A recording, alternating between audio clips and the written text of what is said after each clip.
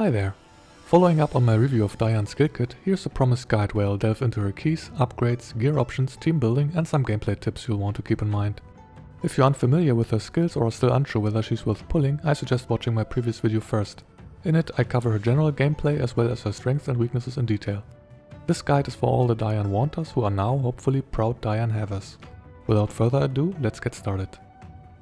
Starting with her keys. Serene Serenade is her most important key, as it grants a stack of tuning before she actively attacks an enemy. While this does not trigger on her interception, it is absolutely crucial to her tuning economy.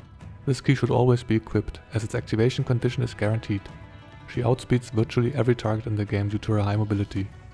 Unfulfilled Dreams provides the typical extra confectance points at the start of battle and is a common choice for her. Daiyan's rotation always starts with her S2, which costs 4 confectance points. While her passive regenerates 1 confectance point at the start of her turn, you could forego this key and still execute her rotation. However, without it, you'd be locked into using her basic attack for the first turn, as her ultimate resets tuning stacks and should not be used too early. This can be acceptable in stages with weak targets where a basic attack secures a kill, or when paired with strong assists like Zhongju, who can finish enemies off. Echoing Melody is another popular choice, as it permanently increases her movement by 1 tile, given that she always has tuning stacks. This key becomes even more effective when combined with Haze Walker's Melody, which increases her critical rate by 10% for each additional movement tile. Remember that her base mobility is 9 tiles and shown in white, and any stat changes are denoted by yellow colors and an arrow. This crit rate boost activates when you exceed your base mobility of 9, and only applies to her attacks, not her stats. Here, for example, with 2 additional tiles of movement, her critical rate for the next attack would be increased from 70 up to 90%, though the stats screen does not reflect this temporary bonus. Her next 2 keys are situational, so before we move on, let me briefly go over her typical setup. For most scenarios you'll equip Serene Serenade with Echoing Melody and Unfulfilled Dreams. This allows you to start strong on your first turn and gives you more movement to roam the map. If you want more crit, you can swap Unfulfilled Dreams for Haze Walker's Melody in exchange for lower damage output and no cleanse on your initial turn. Squad Broken increases her ability to cleanse buffs. With this key, her S1 can remove up to an additional 3 buffs, totaling 4, since tuning can stack up to 10 times. While situational, it can be swapped in for fights against bosses where dispelling multiple buffs is necessary.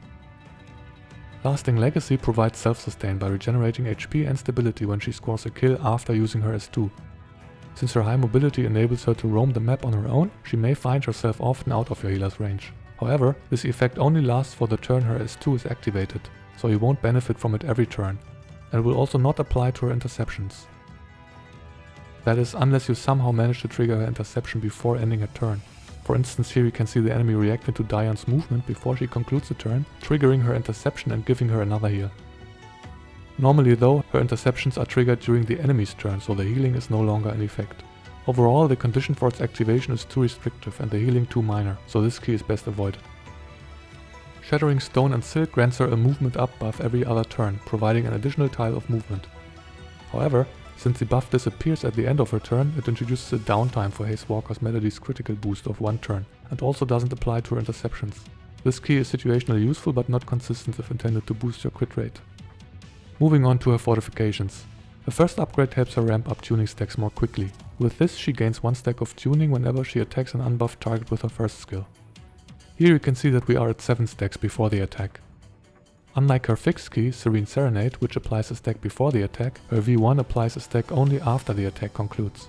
This upgrade essentially addresses her slow ramp-up time, though it's not enough to make a significant difference. It further disappoints by not applying to the triggering attack. Her second upgrade increases the number of tuning stacks from her second skill by an additional 3, totaling 6 stacks upon use. This significantly improves her tuning cycling by reducing the downtime between ultimates and reapplying tuning stacks. It also increases the reliability of the crit bonuses from these stacks. Her third upgrade increases the maximum number of permanent tuning stacks from 3 to 6. With this upgrade, you can permanently spam her ultimate and immediately reset its cooldown without worrying about tuning stacks again. It's both a great quality of life improvement and a significant DPS boost. However, reaching the required minimum of 5 stacks takes considerable time, as her only sources of permanent tuning stacks are her interceptions and her ultimate. Assuming you trigger an interception every turn and begin using her ultimate starting from the 3rd turn, it would take at least 4 turns to reach 5 permanent tuning stacks. Her 4th upgrade increases the damage bonus from her passive from 20 to 40% and improves the skill and stability damage of her interceptions. While this is a decent improvement to her DPS, it doesn't add much else to her kit. In a similar vein, her 5th upgrade allows her attacks to ignore 15% of cover reduction against exposed enemies when her permanent tuning stacks are maxed out. Exposed enemies are those whose stability is broken, which strips them of the additional 60% damage reduction when near cover with intact stability index.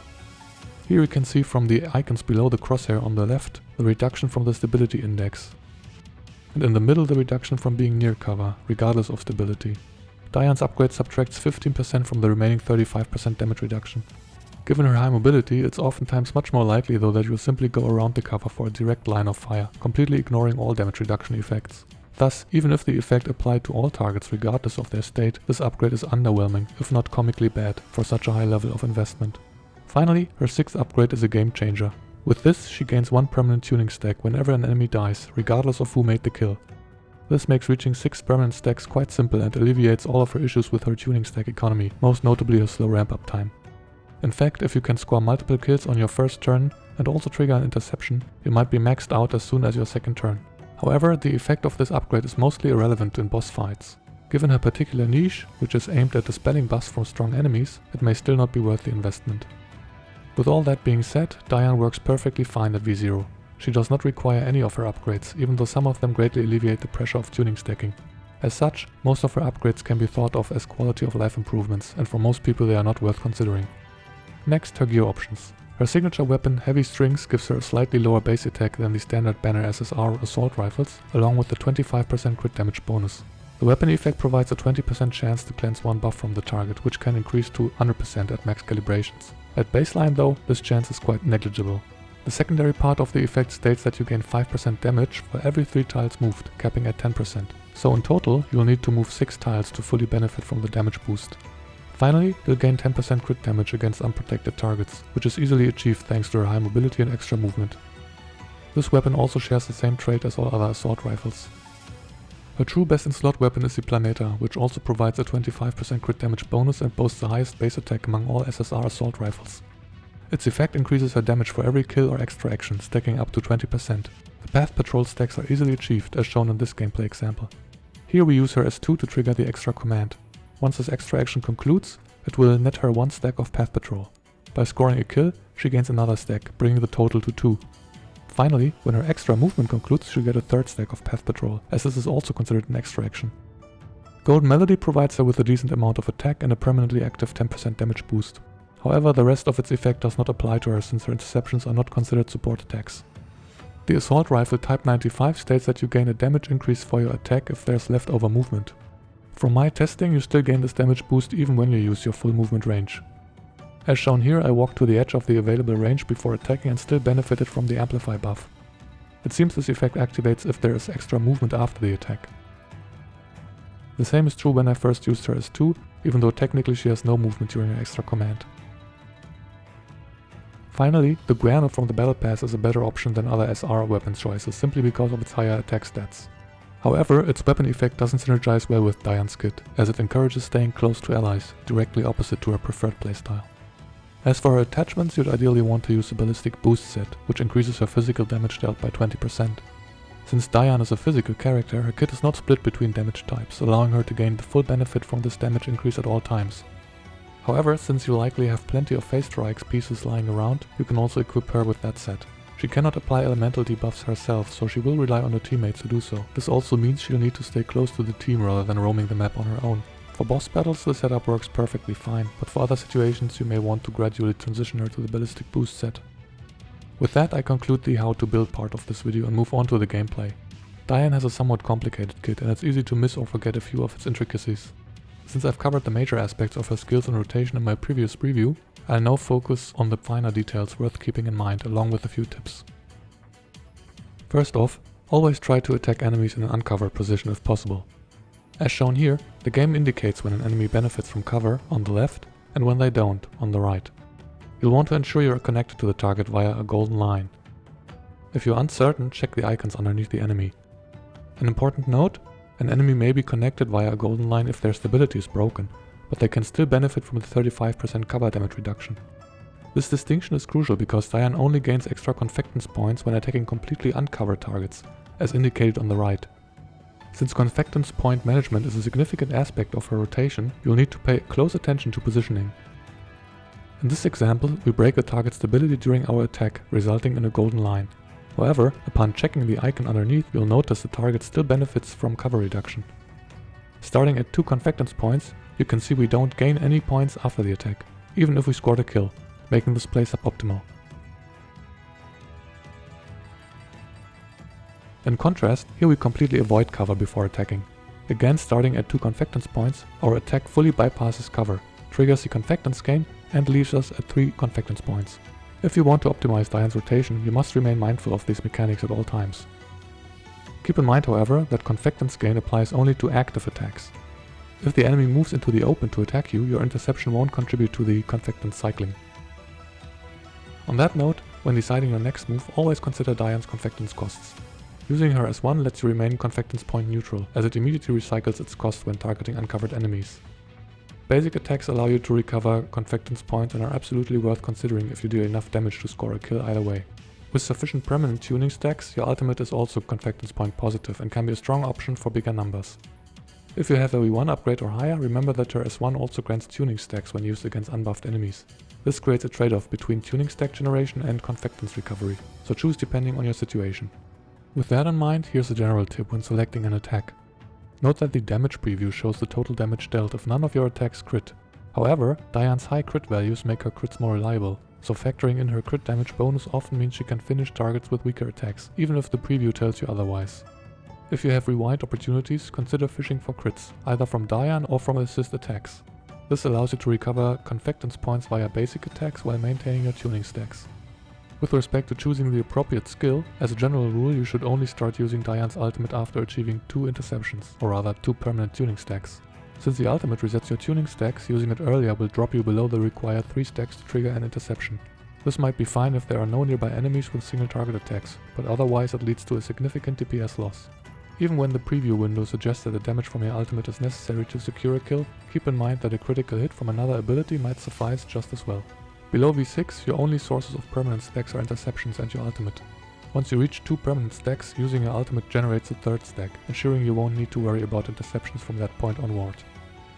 Since interceptions play a crucial role, especially early in a match, it's important to understand their limitations.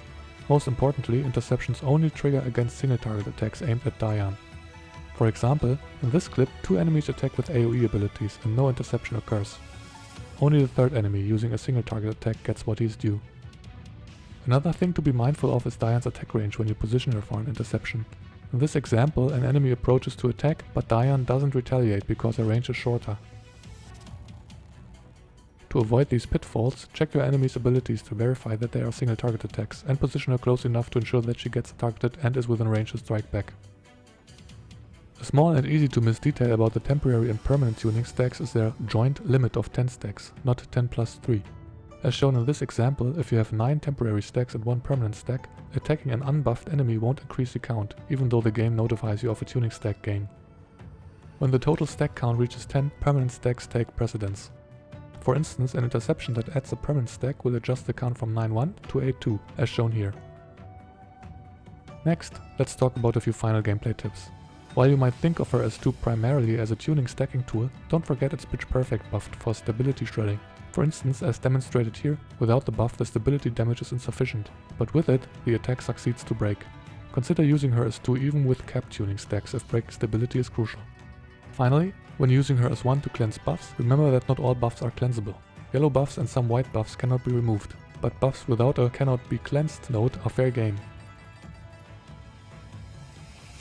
Keep in mind that cleansing happens when the skill executes, so preceding assists will still attack into the buffed enemy. This is usually fine, as subsequent assists typically deal more damage.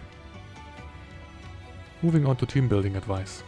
As you are probably aware by now, Daiyan's flexibility makes her an excellent addition to most teams, as long as the focus isn't AoE. Beyond her buff cleansing niche, she offers stability breaking, decent damage and high mobility for map objectives. One effective setup and my personal favorite revolves around assists and interceptions. For instance, in this clip, the boss triggers Macchiato's interception, activating assists from Suomi and Chongju. The boss then attacks Daiyan, triggering interceptions from both Daiyan and Macchiato, which in turn activate Chongju's assists. Note that in this particular case, Suomi's support attacks are used up, otherwise she would have joined in on the fun a few more times. Another team she fits perfectly into is the Burn team. I'll leave you with a demonstration of a brief run of this team to conclude this guide. As per usual, we set up our support attacks by positioning Chongju and Xenia closer to the action. We inspect the enemy's skills to verify that we can intercept them, before moving Daiyan around the cover to flank the enemy for a direct hit. We use her S2 to stack tuning and do a basic attack in order to regenerate confidence points. Note that Xenia's assist gives us a 15% attack buff, so even without a crit, this attack's damage will suffice.